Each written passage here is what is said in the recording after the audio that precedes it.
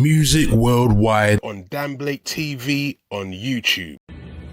What's up, worldwide? It's comedian Tk Kirkland, better known as T to the motherfucking K. What's going on? Yo, check me out in musicworld.com with my man Dan Blake in London. You already know what it is. You already know what it's about. We're about to keep it 100 in this universe and put love out here in the universe and push masculinity to the fullest and knowledge and education, because we want everybody in this game to win in this thing called life. Music worldwide on Dan Blake TV on YouTube. Hey, Music World, you already know what it is. T to the motherfucking K. Salute. Dan Blake in the building, baby. Yes, sir. What up, fam? What's up, fam? How are you? I'm doing good. Just being a father, taking care of my chores around here. That's what's up, my brother. It's really good to see you looking well, looking in good spirits. Well, thank you. It's the best you can do out here. You got to take one day at a time, fam. That's what's up. That's what's up. And it's crazy time right now, This is, I don't think we've ever seen this before. How you feeling? Not in our lifetime. Not in our lifetime. We just got poor leadership, and our people are not healthy, so it's taking advantage of us. And the more you read, the more you see so many different things, how it's affecting people's brains. The stroke level is up. All the conspiracy theories out here in the world. I'm a street nigga, so I sit back and watch the play. But I've been taking advantage of this crisis. Investing in crude oil and gasoline and technology, because this is where you got to think like these people. And when crisis happens, there's opportunity out there, and you got to be hopefully in position to take advantage of it. And to the people listening, it's always going to be a crisis. That's why you always got to save your money. And you always save your money. You take advantage of the opportunity when the crisis comes, from real estate to crude oil to tobacco and rice, etc. This is the stuff we got to start getting out to our people. I don't invest to get super rich. I invest to have a check in the mail somewhere down the line if I need 20, 25, 100,000. I'm not trying to get from the stock market 27 million or 100 million like some of these people do, because I don't have the stomach. I don't have the stomach for investment. If I had a 340,000 stock market and woke up one morning, that shit was $9.95 because somebody made a bad decision, nigga, I gotta go see somebody. You know what I'm saying? Like, nigga, who do I talk to? Because I got to, hell no. And you gotta respect kids today with Bitcoin and all this shit, because ain't no 1-800 number on that motherfucker. There's a problem with your money. Like, ain't nobody you call and say, can I speak to your supervisor? Can I speak to someone? There's nobody. I don't know how they could do that, yo. No email address? No email address or nothing. Like, I got a couple companies, and LegalZoom, God bless you, LegalZoom. LegalZoom tried to get me to do virtual taxes. Like, they want you to give your bank information, all your receipts as you travel, and you give them all your bank, and they write you a check, and they do your taxes for you. And I'm old school, so I'm like, you mean to tell me I can't shake nobody's hand? I can't look nobody in the eye? And they said, no, we don't do it like that. I was unprofessional. I was like, you're out your motherfucking mind.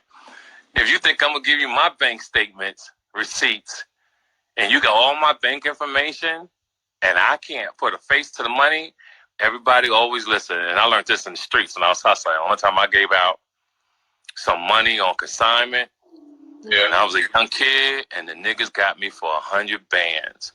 And even though we caught them later, one of my OGs back in the day explained to me, you always put a money to the face. Remember that. You always put a money to the face. And ever since then, I will never, ever do something virtual, never do something that I can't look a person in the eye or shake their hand. Like, I couldn't do business the way they do business today. Couldn't do it. Let's talk about life insurance. Yeah, one of my big things I promote all the time. Straight away, what would you say to obviously there's different levels of life insurance, different premiums you can pay and all this kind of thing. There's different levels you can pay and this kind of thing. What would you say to people out here right now, you know, they don't have a life insurance policy in place of some sort?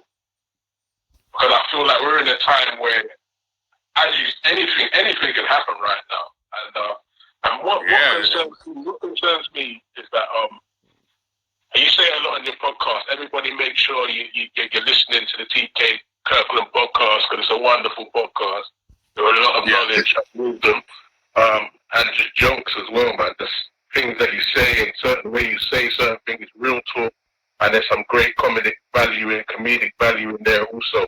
But life insurance, you speak on the importance of it, and I realize that what I'm seeing a lot, and I'm not even saying just it's over here too, bro. In the UK also, I see a lot on Twitter, online.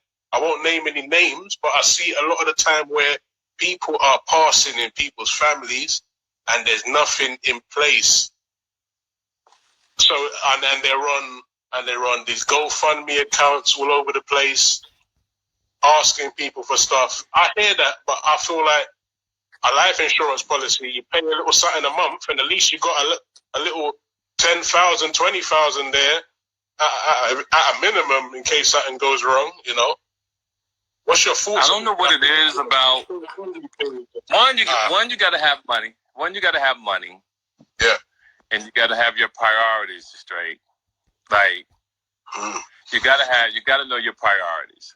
Yeah.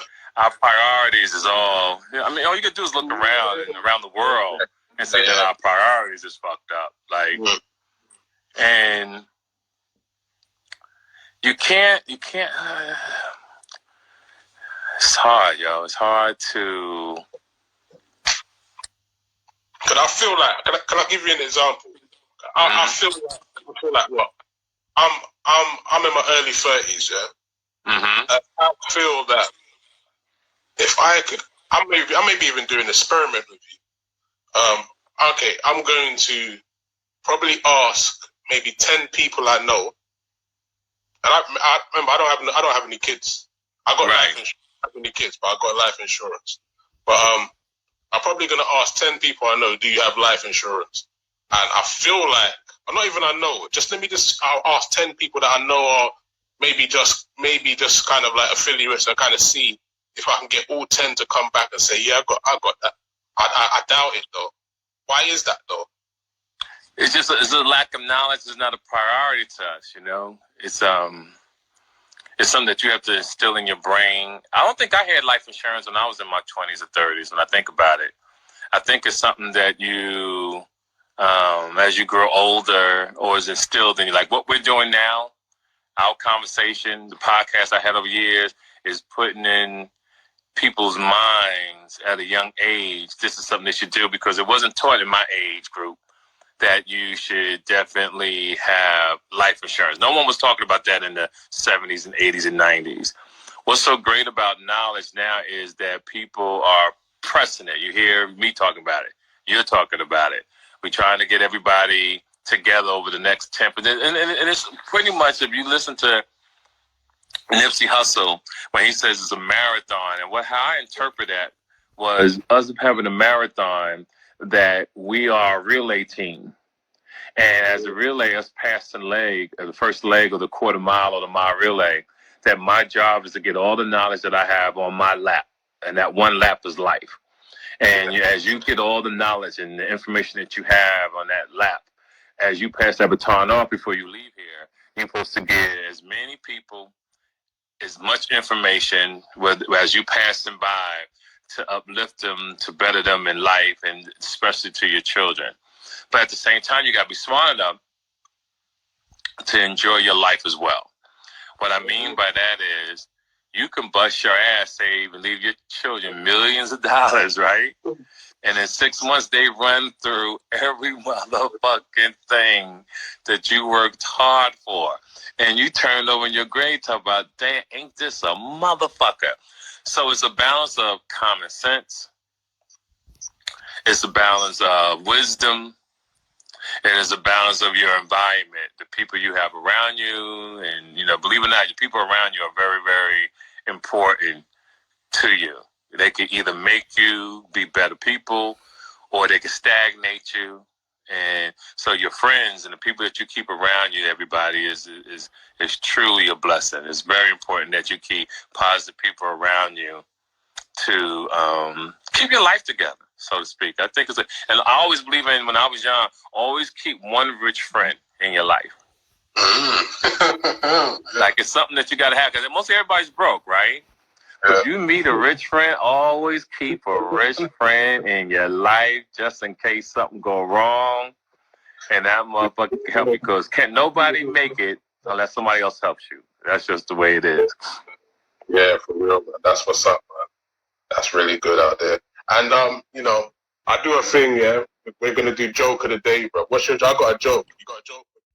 Do I have a joke of the day? You know, I'm not that type of comedian.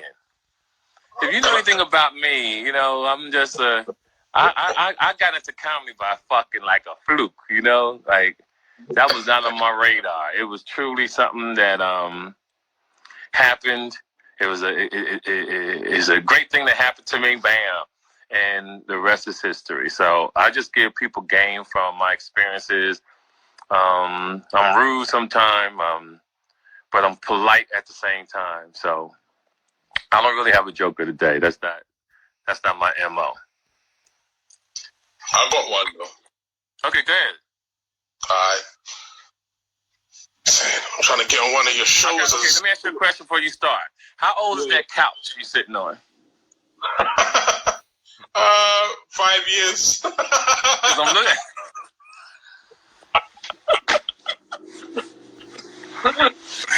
When I saw that couch,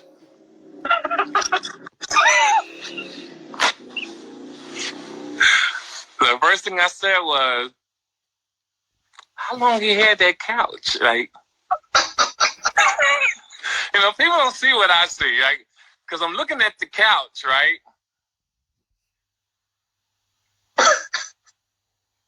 I said, damn, that couch is old.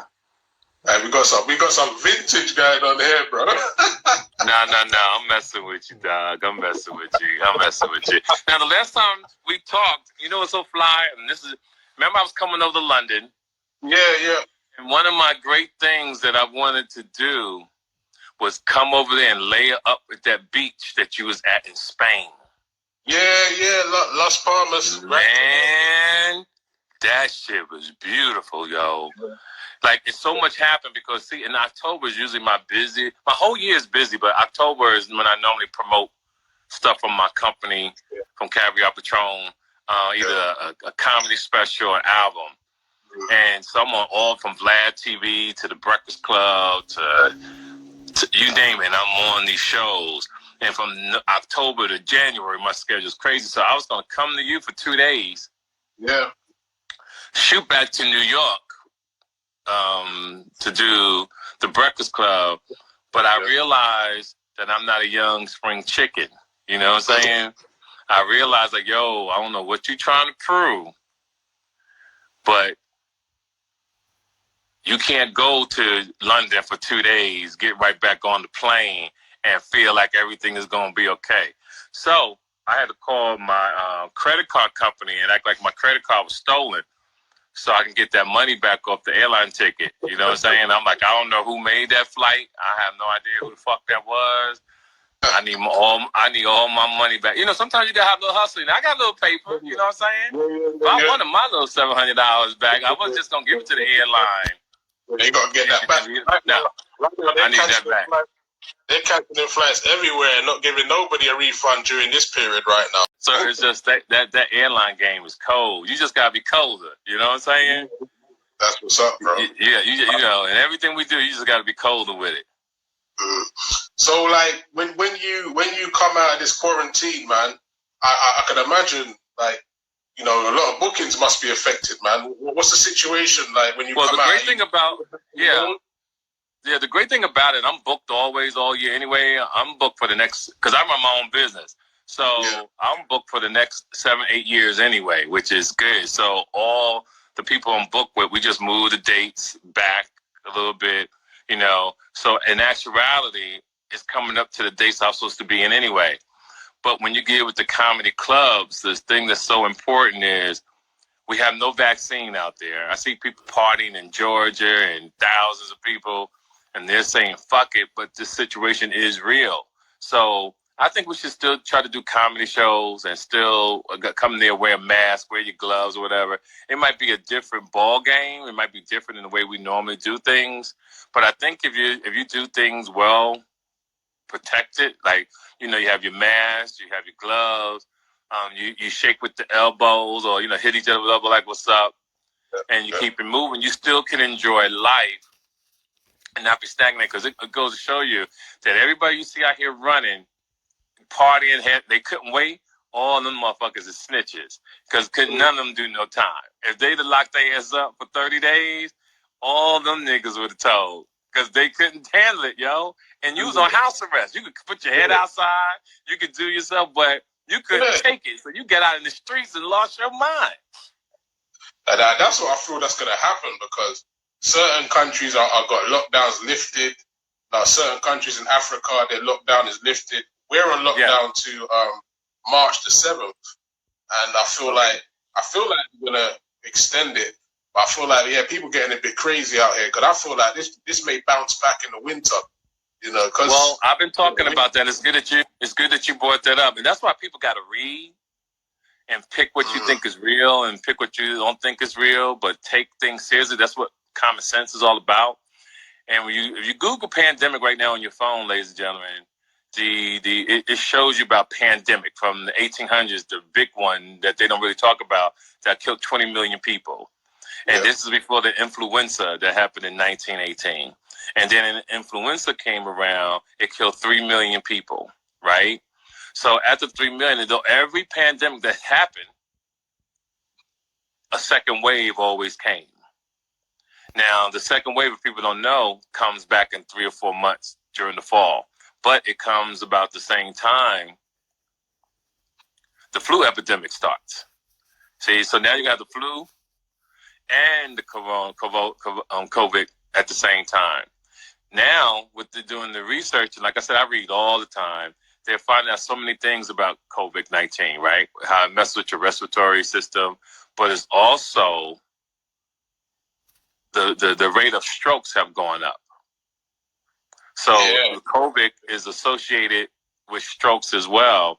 And the article I was reading yesterday about strokes is that this kid who was 35 years old, who had COVID, who had a stroke, they was trying to get rid of the blood clot in his brain. Whatever that COVID did, his brain deteriorated like he was a 74-year-old man. So biological warfare is really what this is, as it's destroying the people. We don't know if it's China being mad, what Donald Trump did. We don't know if it's Europe. We also got to think about our own government. Our own government's so sneaky that they'll kill us off at the same time and go plan in somebody else's country to pretend somebody else did it. There's so many things. I see somebody say history facts. Yep, it was 1413. I was right on point. Yeah. And when you have a leader like Donald Trump, who is just ignorant and no common sense whatsoever, to tell people to put Lysol, inject stuff into their blood system, and then the next day say that he's joking, and to understand that we have a leader who has never governed anything, he's never governed, he's never been a mayor, and they really should change the laws of how to become a president again.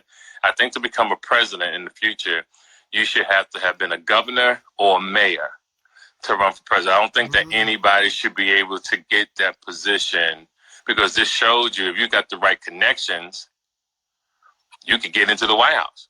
And Donald Trump had the right connections to get into the White House. Now everybody is winging it for themselves. You trying to come up with a solution. I'm trying to come up with a solution. The people watching this are trying to come up with a solution. So everybody's doing what they want to do to make it seem like they could win. And this is the reason why it all comes down to, you know, I would never say this on TV or anything like that, but I would say, I mean, on Insta, on IG, but I think as I get older, prayer is everything. You really got to pray because miracles do happen, you know. I've never been that kind of guy that's talk about, the Bible and all that kind of stuff, but I'm into astronomy. I've always, even in college, I loved everything about the stars, the moons, and how far planets are away from each other. And to know how this Earth goes around the sun the way it does and how Venus blocks asteroids from hitting this Earth.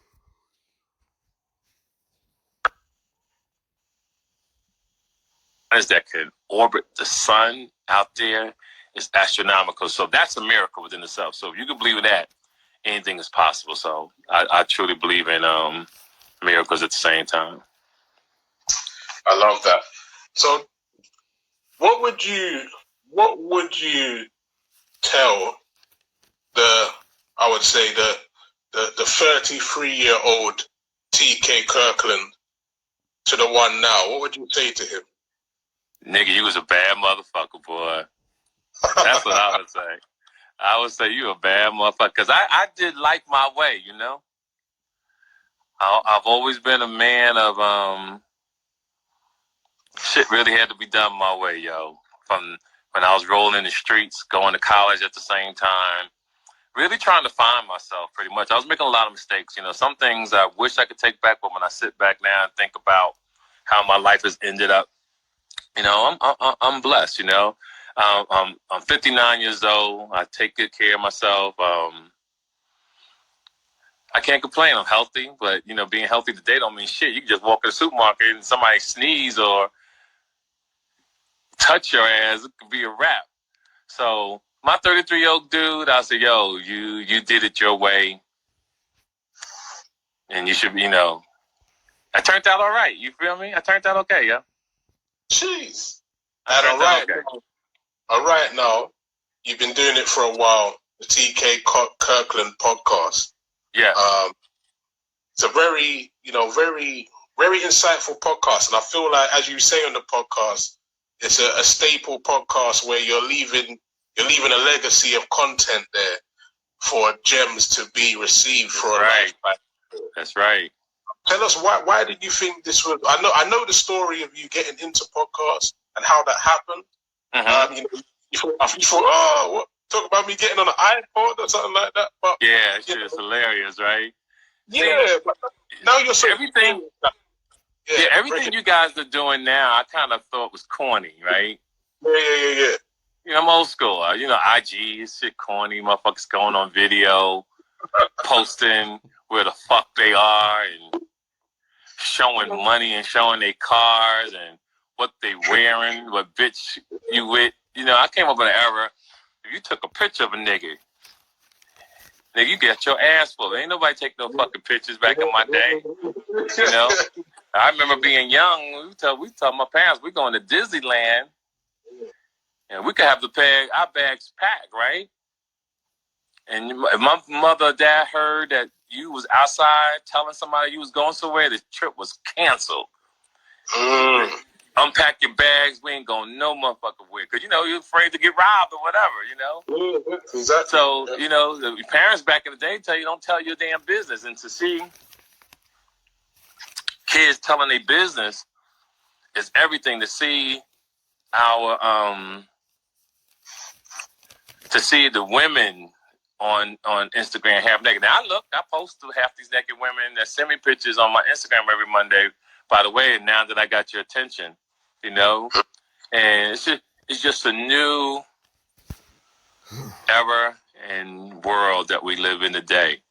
And believe it or not, one of the craziest things I used to say back in the day is this is why people like me and other people, we have to die eventually. And the reason we have to die because we ran our course and we don't see the world the same way young people see the world, and it drives us crazy. So when we see things like, man, that's stupid as hell. I truly feel that it's you ran your course and you seen the world the way you wanted to see it. You know, because imagine if our ancestors came back, you know, saw shit was going on before Facebook and Instagram. They would have even said, "What the fuck y'all doing?" You know what I'm saying? They definitely would have said that. So, social media, Instagram has changed the world so drastically. Our kids don't know better because this is what they grew up with. iPhones, $1,500 phones, right? In their fucking hand. Imagine saying that to your parents when we was young. Like, "Mom, can I have an iPhone?" In our generation, we got our ass whooped, boy. Or, you know, back then we knew everybody's phone number, and phones had just made us, it's supposed to be a smartphone, but it really made everybody dumb. You know, this is a situation is has hampered America and the world that we have no idea. I mean, look at the young kids today. They're all depressed. They don't even know fucking why. Parents is running around saying, "Well, how the fuck my child's depressed?" And the doctors, the therapists are putting our children on drugs and not understanding, ladies and gentlemen, that once you take your child to a therapist and they put your child on drugs, when you do try to get insurance for your children to take care of them, you know, they have records of this now, that you can't get your children the type of benefits that you want because it's all a system. So when you let your child go in to see a therapist by himself, you know, the first thing the doctor says is, "Are you depressed?" Most kids, for some reason, go towards the negativity. They go, "Yes, I am depressed." And then what the fuck they do? They put them on that medication.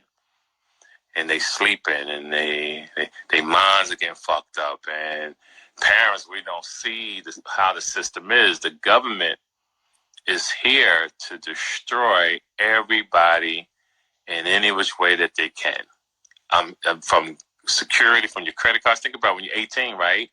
They send you a credit card in the mail, $2,000. And most people ain't never had that kind of money. So you run right out and buy your first expensive sneakers, whatever you can do with $2,000. But you're in debt for the next 15, 20 years because you're saying to yourself, "I'm not paying that fucking bill." And that $2,000 is worth $15,000 because of the interest rate. Now, when you grow up to be a mature person, you meet a nice woman or a woman meets a nice man, y'all get married, you want to get your credit together. Damn. You got to pay that debt. Even with college, you know, I tell people all the time, make sure that your kids really know what they want to become before you go to college. Because that's another setup. And that setup in college is they want to put you in debt for the rest of your life because we live in a credit-based world.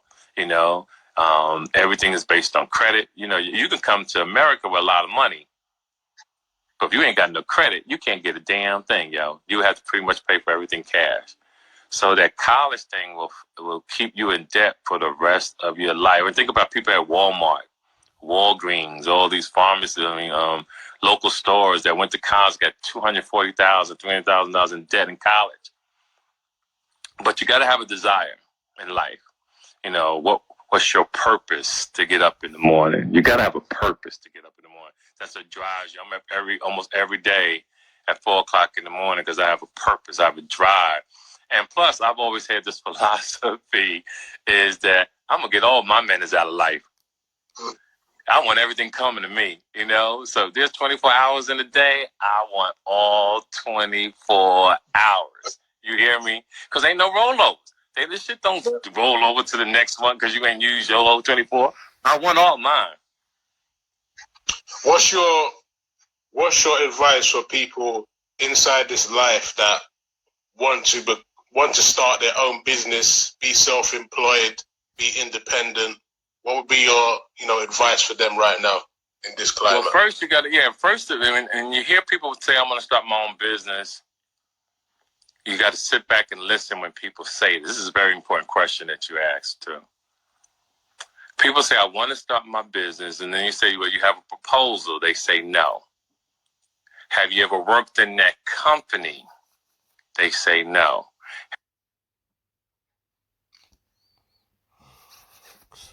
Again, how many adverts, fam?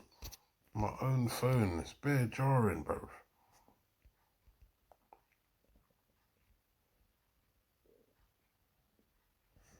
Therapist by himself. I put a lot of niggas on in this game. Actually, I never. I love that. So, inside this life that want to start their own business, be self-employed, be independent, what would be your advice for them right now in this climate? Well, first you got to and you hear people say, "I'm going to start my own business." You got to sit back and listen when people say this. This is a very important question that you asked too. People say, "I want to start my business," and then you say, "Well, you have a proposal." They say no. Have you ever worked in that company? They say no. Have you ever took a business class? 90% of the time, they say no. If you have said no, you don't have the experience, so 90% of the time, you're going to fail. If you want to start a business, I suggest you go work at a company that is doing what you exactly want to do and start from the bottom. And if it takes 4 years, 5 years to learn the business, then you start the business. People in this world today, because of social media, because of rappers, because of football players, because of comedians get money, they want to rush the inevitable. And you can't rush experience. There's no substitute for experience. You have to actually go through day by day to learn the game of life, to learn how to maneuver, to learn how to know what to say, what to do when crisis comes up. And this all takes experience. You can't rush it. And I feel that way in business. I feel that way in relationships where young men are 20-something, ladies are 20-something years old. Yeah, the dick and pussy is fabulous. You're enjoying yourselves. You like being around one another. But you have not you have not traveled, you have not experienced enough in life to, as you get older, I call it know how to control the climate of the room. And in some Music worldwide. What's up, worldwide? It's comedian Tk Kirkland, better known as T to the motherfucking K. What's going on? Yo, check me out in musicworld.com with my man Dan Blake in London. You already know what it is. You already know what it's about. We're about to keep it 100 in this universe and put love out here in the universe and push masculinity to the fullest and knowledge and education, because we want everybody in this game to win in this thing called life. Music worldwide on Dan Blake TV on YouTube. Hey, Music World, you already know what it is. T to the motherfucking K. Salute. Dan Blake in the building, baby. Yes, sir. Most men moving with women, and women usually have their shit together, nice apartment, nice house, and you can come in as ready-made, But most men, hearts are not in the right place when they moving with women. They still cheaters. They still got other women out there instead of coming around. I'm not saying all men, all women. I'm just, just speaking the facts. So you really pretty much gotta, when you're moving a woman, know that your heart is in the right place so she doesn't put you out. To know that all the women that you fucked with in the past, you got to cut them off. So if you lay your phone down, you in the shower, and your girl feels suspicious of you, right? You don't want her to go get her phone and she see pictures of naked women, all kind of crazy shit. Now your shit is outside. You ain't got no good credit. Your mother don't want you back. The girl that you fucked with live with a nigga, so now you out. So all pretty much I'm trying to get people to think before they maneuver in this thing, life. Everything from college to your own business to relationships. Just use common sense, because I really want everybody to be happy, and I want to give y'all as much knowledge as I can. You know what I'm saying? Because a lot of people are just catching on to me. Like you're catching on to TK Kirkland. But I've been around a long time. I put a lot of niggas on in this game that, some will mention it, some won't. But I don't want it to be when I leave here, everybody, their mom and dad talk about, yeah, TK told me this and TK told me that, because I changed a lot of lives, and I'm proud of it. So now we're gonna get through this pandemic. We're gonna, what's going on is, by everybody being home, my special called "Who Raised You," ladies and gentlemen, on Amazon Prime, it is like #1 in the world, yo. And people don't understand, one young lady explained to me more that is my stand-up is you laugh from beginning to end. It's not like you laugh for 15 minutes and then the rest is crazy, or you see that person searching for jokes. You laugh from beginning to end. And what I love about it is, I'm the producer of it. What I love about it is that even though we are mentally programmed to think you're supposed to go with Netflix, because Netflix do give out the big checks, But what I love about Amazon is that I control everything, from the type of picture I want to promoting it as much as I want, to know when I'm getting ready to shoot the next special. And don't get me wrong, I mean, I'm knocking on Netflix door now. It's just like you want to graduate from college or you want to get a certain car. Netflix is just a goal, like to say I did Netflix. Is it really important? No, it's not really important. But long as the people know, and long as every day someone new finds out about T to the motherfucking K, I'm good, because I did my thing. I'm an honest guy.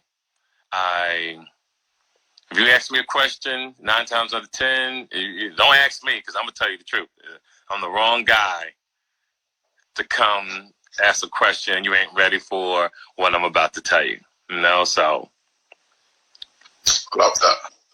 But TK, I do a thing right now. I'm calling it a part of you in 2 sentences. So okay. It's a couple quick fire round questions. Yeah, go ahead, shoot. Take your time. Jeez. You're going to get a prize if you get through these. I don't want no damn prize. What, you got a game show going on? Yeah, I got some shit going on, bro. two personality traits that you respect in a person. Oh, traits. What's important about traits is character. So one of the greatest men I respect, believe it or not, is my oldest son, Eris. The reason why I respect him so much is because he listens to me. He listens to me greatly. And his character is amazing as a man. So when I talk to him and see what he's turned out to be, he's a big wig in the music industry. I don't tell too many people what he do, but he's a big wig in the industry. He's doing this thing. And if I had to put anybody first, it's him. And his name is Tk Kirkland, AK we call. Best advice given? Best advice given from my high school coach, Mr. Jones. And what Mr. Jones has always tell me was, anybody could run when they're tired. It's can you run when you're tired? And what that means is, no matter how hard you bust your ass, when you're tired, can you still get it done? So that I've always lived my life like that. When I'm tired, I always try to work harder than the next guy. When I'm on stage, and no matter what number they put me first, middle, or last, I want people to leave that building knowing that I was there. No matter who's on the show, Dave Chappelle, Chris Tucker, all of them. Like, they all know, all of them know TK Kirkland. And they know that when I hit that stage, that I'm truly going to bring it. Most famous person you ever met? Most famous person I ever met?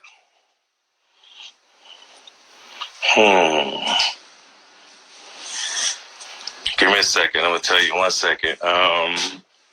It's been a while since I said his name. What's his name? My man from Africa that was in jail. Nelson Mandela. Nelson Mandela. Please forgive me for... Jeez. Let me tell you something, yo. Somebody said Nelson Mandela, too. That's cool. When Nelson Mandela came out, a prison. I happened to be one of the hosts for his world tour that he was on at the LA Coliseum in Los Angeles, California.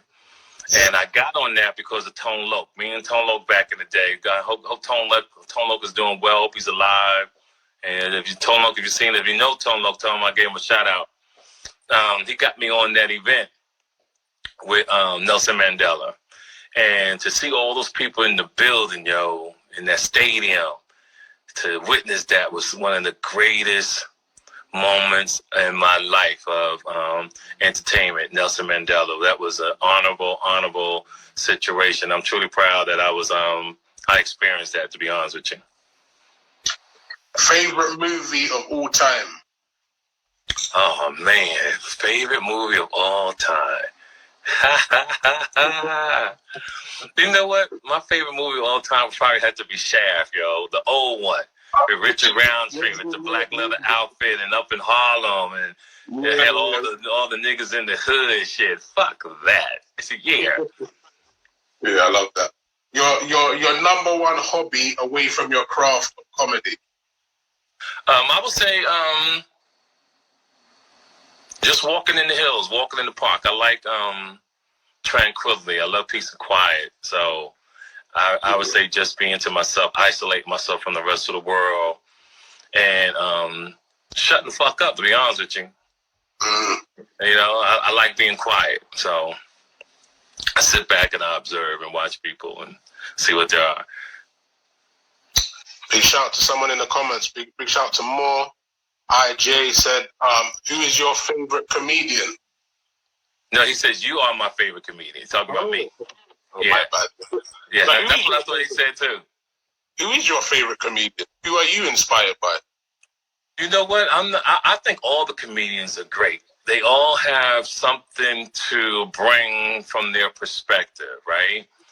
Especially the ones that have their own styles and their own lane. And that's what you got to love about comedy. Comedy is that person's journey that led them up to where they are, and you have to respect their journey. It's not, back about years ago when I first went to Breakfast Club, they misquoted me saying that Kevin Hart wasn't funny, and this is what got me famous on the fucking Breakfast Club. The shit went worldwide, and before I could get downstairs on the elevator, Vlad TV, all the famous shows wanted me on the shows, So I always tell people it wasn't that I said Kevin Hart wasn't funny. See, I know Kevin Hart very well. I felt that Kevin Hart was a hilarious comedian, but he still had time to grow as a comic. And people just took that the wrong way. And I'm not one to retract my story back then because I really didn't give a fuck what people thought or how people was moving. My thing in life is once it comes out of my mouth, I live with my decision. But I think all the comedians, all of them have the greatest energy and way to go in life. And I just want the best. As long as they put in the work, because you got to really work at this every day. Like, I don't write jokes down. Remember when Jay-Z and all of us used to be on tour back in the day, and they used to talk about how they didn't write jokes down. Write raps down, and that's how pretty much I've been my whole life. I haven't wrote a joke on paper in about 20-something years. Probably longer than that. Everything is done in my head, but I do it every day. And so all you got to do is listen and listen to people's stories, and that could be interesting as well. Okay. Where would you say the best place you've ever took a trip to is? The best place I ever took a trip to?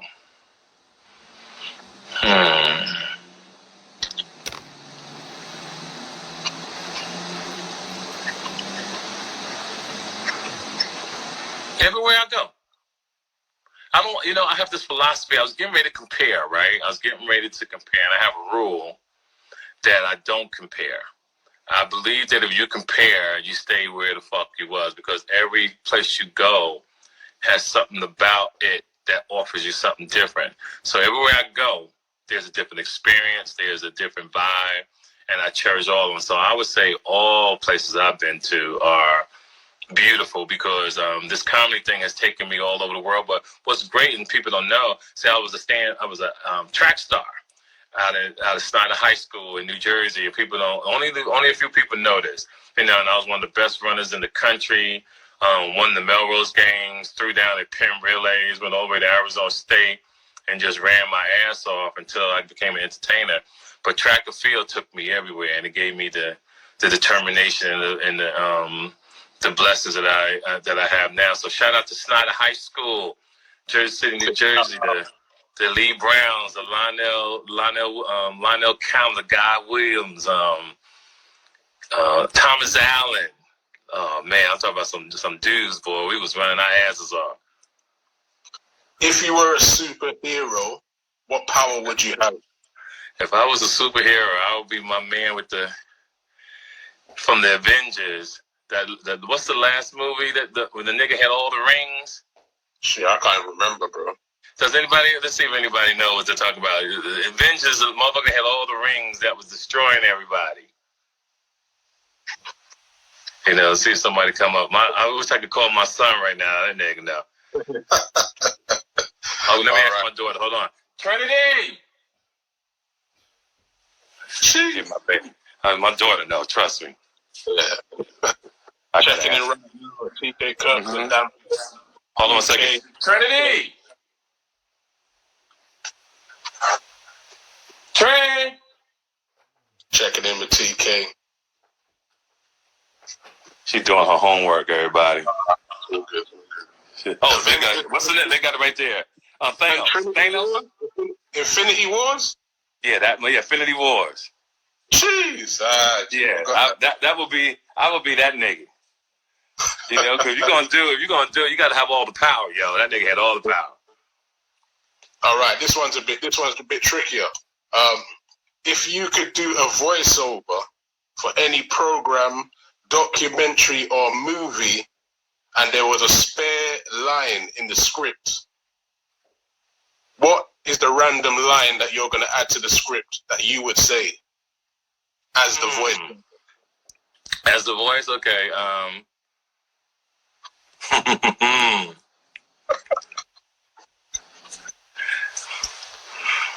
It would probably be on American Greed. You ever seen the docu-series American Greed? Nah. So American Greed is about white people who pretty much do shit on a whole nother level. Black people stealing weed and $10,000 out of the drugstore, and on American Greed, them motherfuckers is getting mad paper, like millions and multi-millions of dollars. So with that, I was like, this is American Greed. You're listening to your host, Tk Kirkland, and you be careful out there. As a matter of fact, you should be doing what you want to do right now. Who raised you? T to the motherfucking K.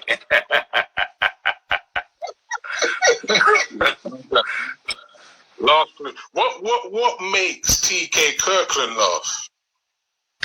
Real shit, though. I sit back and like the dude that hit me with a text the other day, and I thought this was funny. He said, yo, TK, if the pandemic had happened in the 60s, do you think they would have stopped the civil movement and for, the march? And for some reason, when he said that, to see Martin Luther King and all them in the trench coats and shoes, the mask on, and it's a good question. Would it have stopped the civil rights movement if the pandemic would have happened in the 60s? And I don't know why I laughed, but this shit was hilarious to me. You know what kind of got me about the mask and gloves? When they've been throwing up those Michael Jackson memes of Michael Jackson in like mask and gloves from way back, saying that he was ahead of his time on that shit. He was ahead of his time, sure was. But when you're on Michael Jackson's level too, germs was important to him because he shook so many damn hands, and I'm quite sure he had a lot of colds in his day. Yeah, Michael Jackson, God bless him. We lost a lot of people in the last 15 years. Michael Jackson, Prince, Whitney Houston. This been a crazy from 2000 to 2020. Been rough. Yeah, bro. Even when I was in LA, I was in LA in November, and that whole whole Nipsey Hussle stuff, man. It was like I could feel his energy in the city, man. Just like Yes. And you know, I was interviewing people that some knew him. So you could tell he was like a guy in the community that was well known and well respected. You know, so yes. Yeah, that one I felt when I was in California. I was like, wow. Yes, man. yes. It's just been crazy, right? From Kobe Bryant to him and not just them. Let's talk about the people in the hood and all the hoods around the world who we don't even know. You know that their lives get taken out all day. And I love George Carlin, by the way. And the thing that you do, beard's rough. I need a haircut. So someone talking about my beard is rough. Damn right, I can't look good all the time. But the thing is, though, with Pop Smoke, everybody, I can't name everybody, so stop sending me names of people that I ain't mentioned. You know, when you mention something, people always want to drop another motherfucker's name. I can't remember all these damn people. Shit. But you know who they are, as long as you know. You know, so, I'm sorry. Who would you say, this is a sporting one now, so this is the last one, this is a sporting one. If you could be the best at any sport, what sport would it be and why? Basketball. Because even though I have strong legs, I can't motherfucking dunk.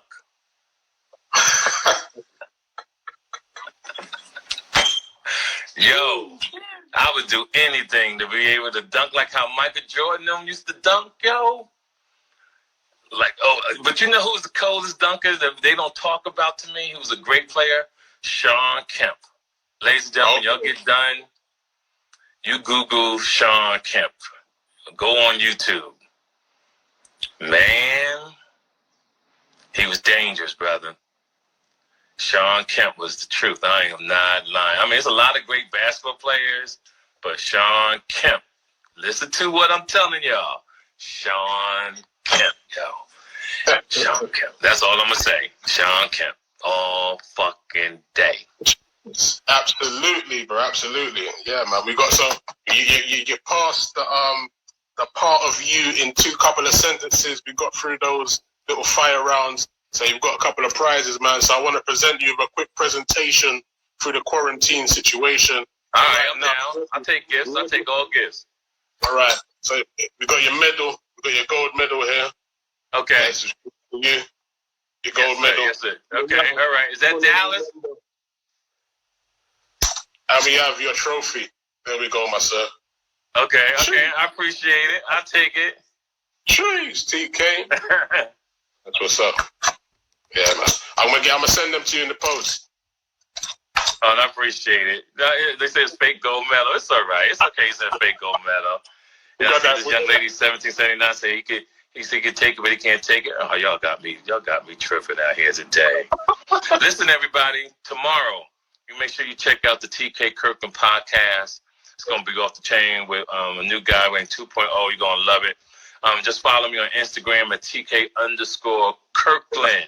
Just go to my site and you'll see TK.network. You'll definitely love it. And if you're not doing anything tonight, make sure you check out I'm serious. Check out the flyest comedy show that you will ever see in the world on Amazon Prime called Who Raised You.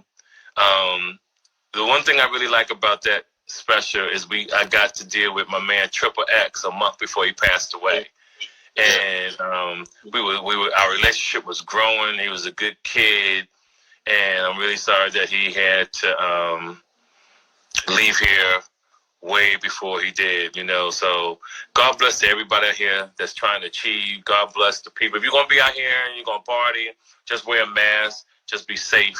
You know, let's try to all see each other 10, 15 years from now and say that we got through 2020, because we never saw this shit coming, did we, yo? We ain't see this coming, you know? And now everybody knows the meaning. And when our parents when we was young, and our parents always say, save your money for a rainy day. You know, we saw a couple drizzles here and there in our lifetime, but it is motherfucking raining right now. But if you prepared and you saved your money, way back in the day before this crisis happened, you should be able to get through this pandemic, paying your bills, doing everything right. And if you didn't, and if you're struggling, I'm going to tell you something. There will be another crisis in your lifetime. So from this moment on, you save, because there will be another crisis in your lifetime. Trust me when I tell you that. To all the people out there doing their thing, to my man from London, Mr. Blake, who've been trying to get me on this damn show for so many years, and I love him to death. We've been trying to make it happen.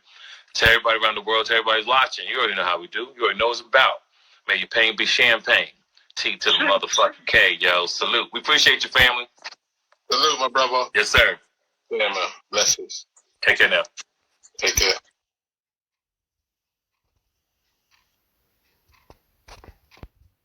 Music worldwide.